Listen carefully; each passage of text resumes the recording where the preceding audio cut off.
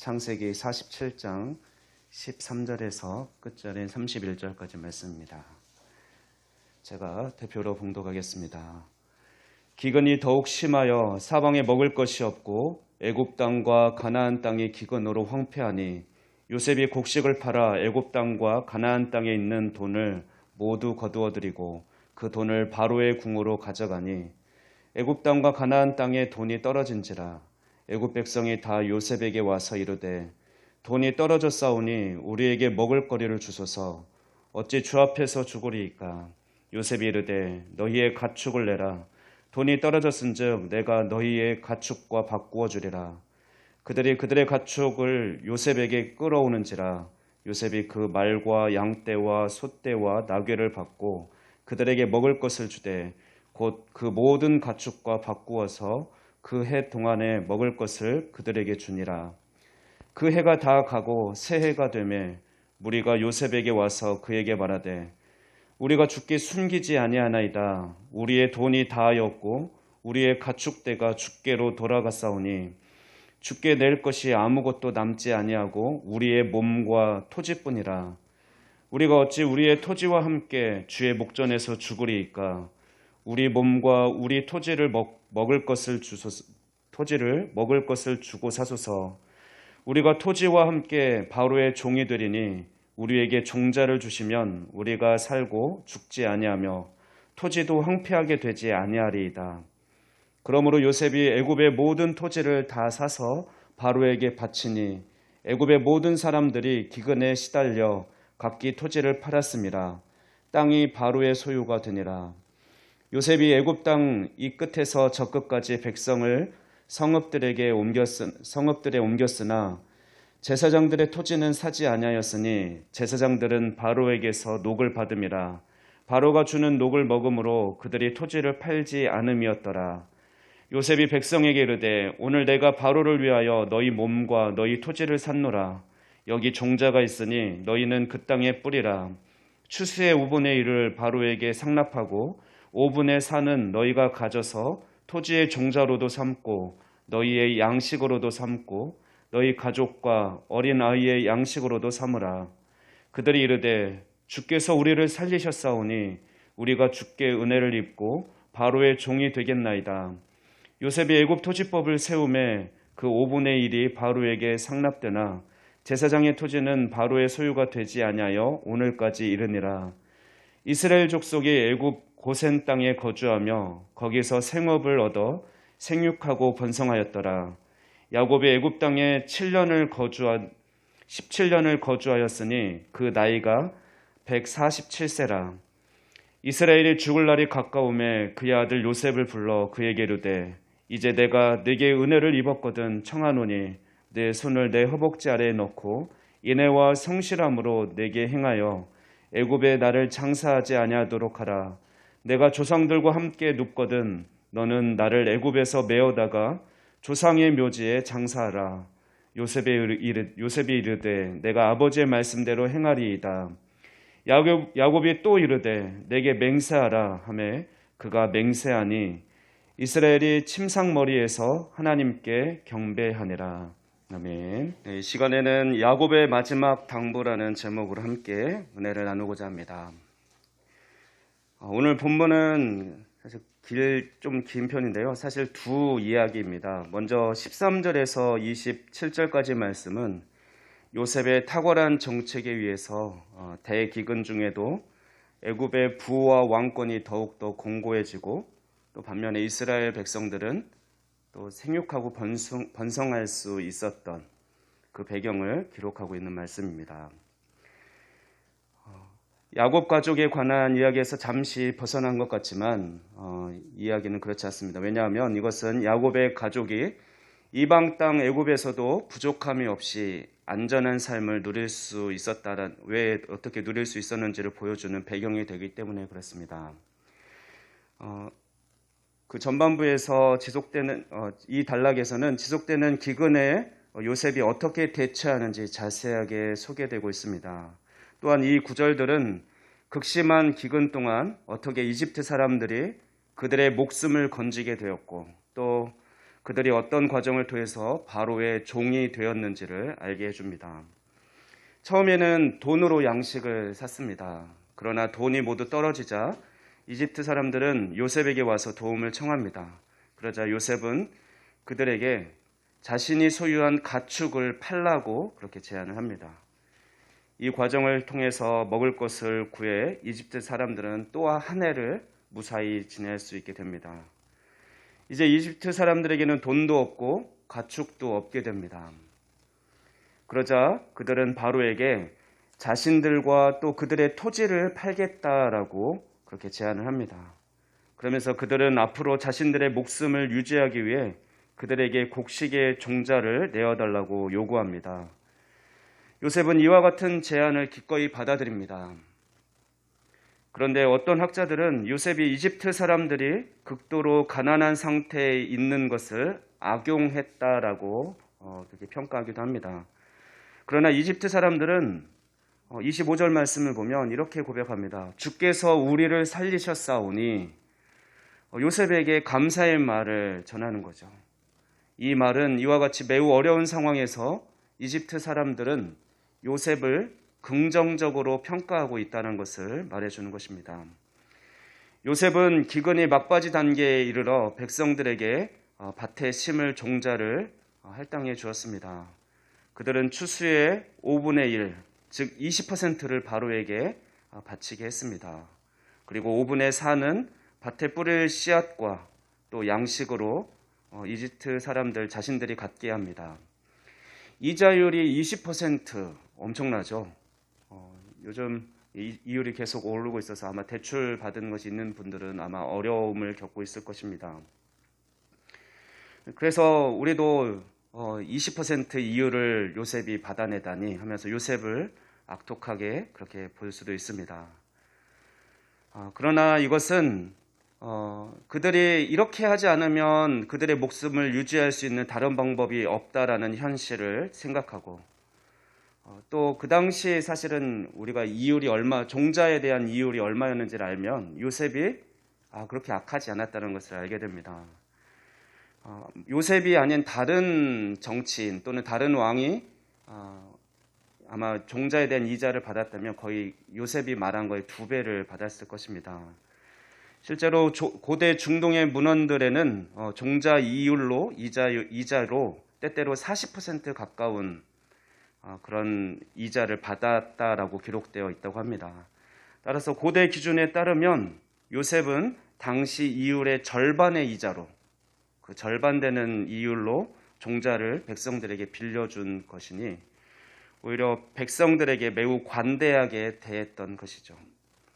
백성들은 죽음을 그래서 면하게 되었고 그들이 살 수 있게 되어서 그들은 기쁘게 요셉을 기쁘게 감사하게 생각했던 것입니다. 요셉은 이렇게 현명하고 기민하여 마음이 따뜻한 행정관리로서 백성들의 곤궁함을 염려하고 그들을 도울 뿐만 아니라 동시에 바로의 충직한 신하로 묘사되어 있습니다. 참혹한 기근 속에서 그는 백성들의 필요를 충족시키고 동시에 왕권을 강화시키는 방식으로 저장 곡식을 분배하는 놀라운 행정 능력을 보여주었던 것입니다.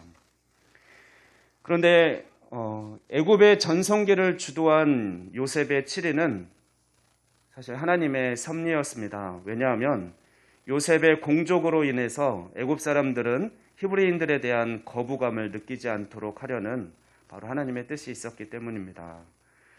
또는 우리가 기억할 것은 본문의 주인공은 애굽의 왕 바로 왕이 아니라 바로 이스라엘 백성이라는 것입니다. 애굽이 부하게 된 것은 이스라엘 백성들의 도피처로 삼기 위함이었습니다.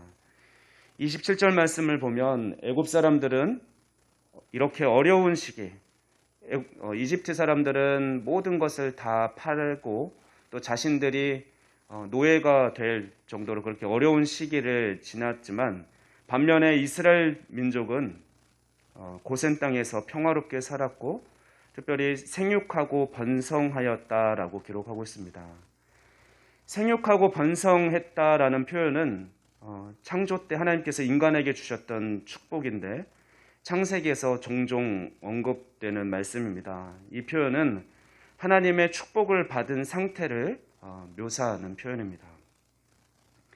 즉, 이 기록은 하나님께서 역사의 주인공으로 이스라엘 백성들을 역사의 주인공으로 삼아서 이끌어 나가시는 그런 구속사의 주체가 바로 애굽이 아니라 이스라엘이라는 것을 말씀해주고 있습니다. 마찬가지로 오늘날 우리 그리스도인들은 하나님에 의해서 선택받은 자들입니다. 영적 이스라엘 백성으로서 하나님 나라의 구속사의 주인공임을 기억하고 살아야 할 것입니다. 그래서 우리가 살아가는 동안 우리를 때때로 도우시고 보호하시고 우리를 인도하시는 그 하나님의 섭리가 있음을 우리는 기억하고 그것을 또 느끼면서 그렇게 살아갈 수 있어야 할 것입니다. 이제 두 번째 부분인 본문의 28절에서 31절 말씀을 살펴보겠습니다. 이 부분은 죽음이 가까워진 야곱이 요셉을 불러서 자신의 장례를 애굽이 아닌 가나안 땅 조상의 묘지에 함께 장사할 것을 당부하는 내용입니다. 이 기록은 이스라엘의 미래가 다시 가나안 땅에서 펼쳐지게 될 것을 또 미리 또 이렇게 보여주는, 그래서 기록한 말씀이기도 하죠. 야곱이 애굽 땅에서 17년을 거주하였고 그래서 그의 나이가 147세가 되는 해의 일입니다. 자신의 죽음이 얼마 남지 않았음을 직감한 야곱은 아들 요셉을 불렀습니다. 아버지의 장례를 주관하는 그 권한은 사실 보통 장자 마다들에게 있었습니다. 하지만 야곱은 요셉을 극진히 사랑했었기 때문에, 아끼고 사랑했기 때문에, 그리고 요셉이 현재 애굽에서의 그 총리라는 제2인자라는 위치를 가지고 있었기 때문에 자신의 당부를 가장 잘 지키고 이루어줄 수 있는 요셉을 불러서 부탁을 하고 있는 것입니다. 그는 자신의 허벅지 아래에 손을 넣고 애굽의 나를 장사하지 아니하도록 맹세하라라고 합니다. 조상들이 묻힌 그 막벨라 굴에 자신을 묻어주기를 요구한 것입니다. 요셉은 아버지의 당부에 그대로 맹세를 합니다. 야곱은 자신의 마지막 요청에 순종하겠다라는 그 요셉의 맹세 위로를 받았고, 그래서 하나님께 경배를 드리는 모습으로 말씀은 마무리가 됩니다. 야곱은 할아버지인 아브라함 때부터 하나님께서 약속해 주신 땅, 그 가나안에 묻히기를 원했습니다. 아주 진지하고 신중하게, 그것도 그 맹세를 지킬 수 있는 가능성이 가장 큰 요셉에게 맹세까지 하게 하면서 당부한 내용입니다. 그렇다면 야곱은 왜 굳이 자신이 가나안 땅 막벨라 굴에 묻히기를 원했을까요? 아들 요셉이 지금 애굽의 총리, 왕 다음으로 즉 2인자입니다. 그래서 지금 자신들의 가족도 사실 요셉 덕분에 애굽에서 부족함이 없이 하나님의 축복을 받은 것처럼 생육하고 번성하고 그렇게 잘 살고 있습니다. 요셉이 애굽의 2인자니 또 자신은 그의 아버지니 애굽의 왕실의 묘를 꾸미는 것처럼 화려하고 그렇게 장례를 치러주고, 그 당시 피라미드를 짓고 쌓고 또 미라로 해서 잘 보관했지 않습니까? 각종 향료를 해가지고 아마 애굽 왕실의 묘를 꾸미는 것처럼 자신도 화려하게 장례를 치러주고 또 큰 묘실도 만들어줄 것으로 그렇게 기대할 수 있었을 것입니다.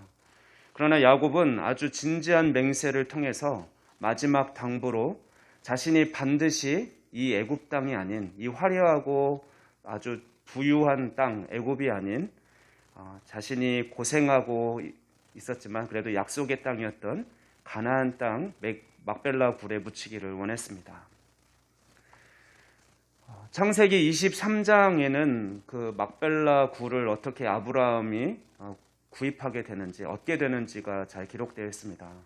바로 아브라함의 아내 사라가 죽게 되고 그를 장사하기 위해서 막벨라 굴을 구입하는데요. 23장 말씀에 23장 말씀을 혹시 펴고 보실 분은 보시면서 말씀을 들어도 좋겠습니다. 창세기 23장에 아브라함이 사라를 장사 지내기 위해서 막벨라 굴을 구입하는 과정이 기록되어 있는데, 사라가 바로 죽은 곳이 이 막벨라 굴이 있는 헤브론입니다. 헤브론은 아브라함이 갈대아 우르를 떠나서 하나님이 지시한 땅으로 맨 처음 도착하고 머물렀던 곳입니다. 또 기근을 피해서 애굽으로 갔다가 아내를 빼앗길 뻔했다. 아내를 누이라고 했다가 다 빼앗길 뻔했다가 다시 돌아와 양을 치며 살았던 곳이고, 조카 롯이 소돔으로 떠날 때 아브라함이 선택한 땅, 남은 땅이 바로 이 헤브론이기도 합니다. 사람은 죽으면 보통 고향에, 자신이 태어나고 자랐던 고향에 묻히기를 원합니다. 그런데 이후의 말씀 보면 아브라함은 갈대아 우르에 사라의 매장지를 구한 것이 아니라 하나님이 말씀하신 약속의 땅 헤브론에 사라의 매장지를 구합니다. 아브라함은 이 약속의 땅을 더 나은 본향인 축복의 땅으로 여겼기 때문에 그렇습니다. 비록 이방인의 땅이었지만 헤브론은 하나님이 약속하신 땅이었기 때문에 그는 그곳에서 자신의 아내와 그리고 자신도 그곳에서 죽고 묻히기를 그렇게 결심했습니다. 그래서 그 땅을 사려고 했습니다. 그것을 하나님의 이상과 비전을 실현해 가기 위해서 그냥 거저 주겠다고도 했지만 그렇게 그냥 받지 않고 은 40세겔이라는 값을 치르고 은 400세겔이라는 값을 주고 정당하게 막벨라 굴을 구입합니다. 창세기 25장 9절 말씀 보면 그는 막벨라 굴에 아브라함이 죽어서 묻히는 말씀이 기록되어 있습니다. 그리고 먼 훗날 그 아들, 약속의 아들 이삭도 그 막벨라 굴에 묻히고, 이제 야곱도 자신도 그곳에 묻히기를 원하는 것이죠. 변함없는 아브라함의 땅이 이렇게 약속의 자녀들, 하나님의 부르심을 받은 자녀들이 그 땅에 묻히면서 그 땅은 그렇게 변함없는 아브라함의 땅으로 되고, 이것을 위해서 아브라함은 값을 주고 그 땅을 삽니다. 아브라함은 우리가 생각할 때 하나님께서 나중에 이스라엘 백성이 가나안 땅을 다시 되찾는 그 과정에서 전쟁을 통해서 빼앗고 이렇게 하지만, 사실 정당하게 적어도 아브라함이 헤브론 그 막벨라 굴이 있는 그 밭은 적어도 자신이 값을 주고 샀기 때문에 적어도 그 땅만큼은 어떻게 보면 정당하게 다시 되찾는 과정이 될지 모르겠습니다. 창세기 23장 읽어보면 그런 과정, 막벨라 굴을 은 400세겔로 정당하게 샀다라는 것, 이 사실을 많은 증인 앞에서 성사된 일임을 기록하고 있습니다. 23장을 읽다 보면 그 땅의 백성이 듣는 데서 또는 그 땅의 백성이 보는 데서, 이런 표현을 반복해서 기록함으로써 아브라함이 정당하게 그리고 여러 증인 앞에서 그 밭을 샀다라는 것을 기록하고 있습니다. 아브라함은 헤브론이 바로 하나님이 약속하신 땅이기 때문에 헷 족속에서 그 땅을 사서 확실하게 자신의 그 약속의 땅으로, 하나님이 축복한 땅으로 만들고 싶었던 것입니다. 이제 야곱은 147세로 죽게 되면서 이제 족장의 시대는 막을 내리게 됩니다. 그런데 하나님의 부르심과 약속을 받은 족장들의 삶을 우리가 생각해 보면 무슨 엄청난 업적을 남기지는 않았습니다. 약속의 땅 가나안에 하늘의 별처럼 많은 자손을 남긴 다음에 죽은 것도 아니고, 그렇게 초라하게 막벨라 굴에 묻힌 아브라함과 이삭과 야곱입니다. 특별히 23장에 기록된 그 사라, 열국의 어미로 부름을 받은 사라 역시 약속의 자녀 이삭 한 명을 낳아 기른 것 외에는 별다른 업적이 없습니다. 히브리서 11장 11절 12절 말씀은 사라의 삶을 그러나 이렇게 평가하고 있습니다. 제가 히브리서 11장 11, 12절 말씀을 봉독하겠습니다. 믿음으로 사라 자신도 나이가 많아 단산하였으나 잉태할 수 있는 힘을 얻었으니 이는 약속하신 일을 미쁘신 줄 알았습니다. 이러므로 죽은 자와 같은 한 사람으로 말미암아 하늘의 허다한 별과 또 해변의 무수한 모래와 같이 많은 후손이 생육하였느니라. 하나님의 약속을 믿보신 줄로 믿었던 사라는, 믿을 만한 것으로 여겼던 사라는 약속의 자녀 이삭 한 사람만을 잉태하고 출산하고 또 양육하다가 죽었습니다.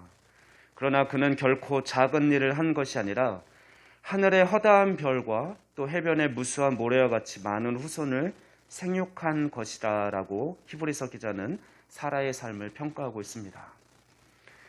그렇습니다. 우리가 지금은 작은 일을 하는 것 같고 내 삶이 초라해 보이는 사람이 있을지 모르겠습니다. 나는 그냥 평범한 가정주부로 아이를 낳고 자녀를 양육하고 늙어서 힘이 없는 존재로 이제 언젠가 하나님이 부르실 날만 바라보고 있는 그런 초라한 모습이라고 생각할지 모르겠습니다. 그러나 하나님께서는 사라의 삶을 통해서 하나님의 나라를 이루시고 하나님 나라를 이루어 가셨던 것처럼 우리가 지금 우리에게 맡겨준 작은 일들, 현실의 삶을 우리가 충실하게 살아갈 때 이 하루하루의 충실한 삶을 통해서 하나님은 또 하나님의 뜻을 이루시고 하나님 나라를 이루어 가고 있다라는 것을 믿으시기 바랍니다. 그렇기 때문에 우리가 먼 훗날 하나님 앞에 착하고 충성된 종아, 네가 적은 일에 충성하였음에 내가 많은 것을 내게 맡기리니 내 주인의 즐거움에 참여할지어다 라고 칭찬해 주실 그 날을 소망하면서 하루하루 충성을 다하는 삶을 살아가야 할 것입니다. 또한 야곱은 하나님께서 할아버지 아브라함에게 주셨던 그 약속의 말씀을 그렇게 부유하고 안락한 애굽에서의 삶을 사는 동안 그 할아버지 아브라함에게 주셨던 약속을 기억해냈습니다. 잊지 않고 있었습니다. 창세기 15장 13절에서 16절 말씀에 하나님께서 아브라함에게 약속하신 말씀이 있습니다. 여호와께서 아브라함에게 이르시되 너는 반드시 알라. 내 자손이 이방에서 객이 되어 그들을 섬기겠고 그들은 400년 동안 내 자손을 괴롭히리니 그들이 섬기는 나라를 내가 징벌할지며 그 후에 내 자손이 큰 재물을 이끌고 나오리라. 너는 장수하다가 평안히 조상에게로 돌아가 장사될 것이요 내 자손은 4대 만에 이 땅에 돌아오리니 이는 아모리 족속의 죄악이 아직 가득 차지 아니함이니라 하시더니 야곱은 이 약속을 믿었기 때문에 자신이 죽어서 애굽 땅에 묻힐 경우 자기 자신만 이방 땅에 묻혀서 남게 되는 것을 원치 않았던 것입니다. 자신은 곧 죽지만 자신의 몸도 역시 그 약속의 땅 가나안 땅에 묻혀서 영원히 하나님의 축복 가운데 그 축복의 땅에 거하기를 원했던 것이죠. 지금은 이방 땅에 지금 머물고 4대 정도 한 400년을 우리 자손들이 또 하나님께서 또 계속 창세기 15장 이후에도 읽어보면 12두령을 세울 거다 이런 말씀이 이제 그렇게 아브라함을 축복하는 말씀이 나옵니다. 그런데 야곱은 이제 다음 장에서 살펴보겠지만 요셉의 두 아들을 이제 자신의 아들로 삼습니다. 그래서 요셉을 빼고 그 두 아들이 자신의 12아들이 되게 하죠. 그렇게 해서 레위를 빼고 이제 12아들로 삼게 하는데 그래서 12지령이 되어가는 과정, 죽으면서 하나님의 할아버지 아브라함에게 했던 그 약속을 신실하게 이루어 주시고 있구나라는 것을 그는 확신했던 거죠. 그래서 나도 결국은 400년 후에 우리 민족이 내 자손들이 다시 가나안 땅으로 돌아가게 될 텐데 나도 그들과 함께하고 싶다. 그러면 여기 화려한 애굽에 묻히는 것이 아니라 지금은 초라하지만 그래도 조상들이 묻혀있는 막벨라 굴에 자신도 묻히기를 원했고 그래서 마지막 당부로 그 약속을 신실하게 지켜줄 수 있는 요셉에게 그 당부를 하고 있는 것입니다. 이제 말씀을 정리하겠습니다. 야곱은 자신은 곧 죽게 되지만 자신은 죽어서도 하나님의 약속이 성취되는 곳에 있기를 원했습니다. 하나님의 약속 가운데 영원히 거하기를 원했던 것입니다. 그래서 그는 죽을 준비, 즉 약속의 땅 가나안으로 돌아갈 준비를 하였고, 가장 확실한 방법으로 요셉에게 부탁하고 맹세하게 한 것입니다. 사실 가나안으로 돌아갈 준비를 하고 살아야 했던 것은 그런데 야곱뿐만이 아닙니다. 모든 가족의 의무였습니다.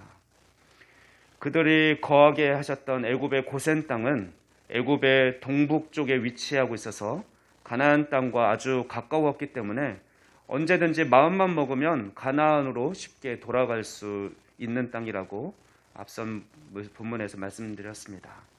하지만 그 땅은 또 이스라엘 자녀들이 애굽 사람들의 문화와 종교에 쉽게 동요되지 않도록, 섞이지 않도록 구별된 거룩한 땅이라고 했습니다. 하나님께서 그런 위치의 땅을 이스라엘 백성들에게 예비해 주셨고 그들을 그곳에서 살게 하셨음을 기억한다면 야곱뿐만 아니라 야곱의 다른 가족들도 모두 언제든지 애굽을 떠나 약속의 땅 가나안으로 돌아갈 준비를 하면서 살아가야 했습니다. 저는 말씀을 준비하면서 나는 언제든지 주님께서 부르시면 내 본향 천국으로 돌아갈 준비가 되어 있는가? 좀 생각해 보았습니다. 그렇게 내 삶이, 내 모든 관계가 잘 정리되어 있는가? 나는 나는 하나님 나라를 얼마나 갈망하고 소망하며 살아가고 있는가 생각해 보았습니다. 지난 방학하기 얼마 전에 학급의 한 아이가 이렇게 저에게 물었습니다. 선생님은 천국이 있다라고 생각하세요? 천국 믿으세요? 이 아이는 이제 계속 남아서 저랑 부족한 공부를 하는 그 아이였는데 갑자기 이런 질문을 해서 좀 당황스럽기만 또 했지만 또 한편 영적인 관심을 갖고 있는 우리 학급의 아이를 보니까 또 기쁘기도 했습니다. 제가 평소에 예수 믿는다는 것을 슬쩍슬쩍 이렇게 얘기하고 흘렸기 때문에 아마 기다렸다는 듯이 아마 이런 질문을 했던 것 같습니다. 그런데 그 아이는 그래서 저는 기뻐하면서 하나님 나라가 있다라고 믿지, 천국이 있다고 믿지라고 얘기했는데 그 아이는 자신의 아버지의 말을 근거로 해서 천국이 없다라고 했습니다. 아빠가 그러는데요, 천국은 없대요. 만약 천국이 있다면 천국이 있다고 믿고 또 그것을 말하는 사람들, 전하는 사람들은 왜 자신들이 꼭 가야 한다라고 하는 그 천국을 하루빨리 가려고 하지 않느냐? 왜 당장 죽어서 그 천국에 가지 않느냐? 그들의 말과 그들의 행동이 맞지 않지 않느냐? 따라서 천국은 실제로는 없는 거다라고 했어요. 어떻습니까? 그 아이의 아버지의 말에는 천국을 죽어서만 가는 나라로 오해해서 또 언제든지 자신이 목숨을 죽어서 내가 원하는 것을 할 수 있는 그런 존재라고 믿는 오류가 있습니다. 하지만 우리는 믿는 사람들로 하여금 이 아버지의 말은 우리 믿는 사람들로 하여금 나는 얼마나 하나님 나라를 사모하면서 살아가고 있는지를 생각해 보게 합니다. 여러분은 천국을 사모하며 살아가고 있습니까? 그리고 지금 당장이라도 천국 갈 준비가 되어 있습니까? 우리가 주님 만날 날은 하루하루 점점 다가오고 있습니다. 우리도 야곱의 그 마지막 간절한 당부처럼 약속의 땅, 영원한 하나님 나라를 사모하면서 주 예수여 어서 오시옵소서라는 그 마라나타 신앙으로 남은 인생을 또 영원한 하나님 나라를 늘 사모하고 또 그렇게 준비된 삶을 또 이 땅에서도 영원한 하나님 나라의 삶을 누리면서 살아갈 수 있기를 주님의 이름으로 축원합니다. 기도하겠습니다. 만왕의 왕이시며 역사의 주관자 되시는 하나님 아버지 감사합니다. 우리를 하나님 나라의 백성 삼아 주시고 영원한 나라를 예비해 주신 하나님 감사합니다. 우리가 이 땅을 살아가는 동안 천국 백성임을 잊지 않고 늘 기억하게 하셔서 우리가 돌아갈 본향을 늘 사모하며 살아가게 하여 주시옵소서. 또한 언제든지 주님 부르심에 합당한 삶을 살아가게 하여 주시고 주님 앞에 서게 될 날을 잘 준비하며 살아가는 지혜롭고 충성된 자들 다 되게 하여 주시옵소서. 우리에게 영원한 소망, 영원한 땅을 허락해 주심에 감사드리며 이 모든 말씀 우리 주 예수 그리스도의 이름으로 기도하옵나이다. 아멘.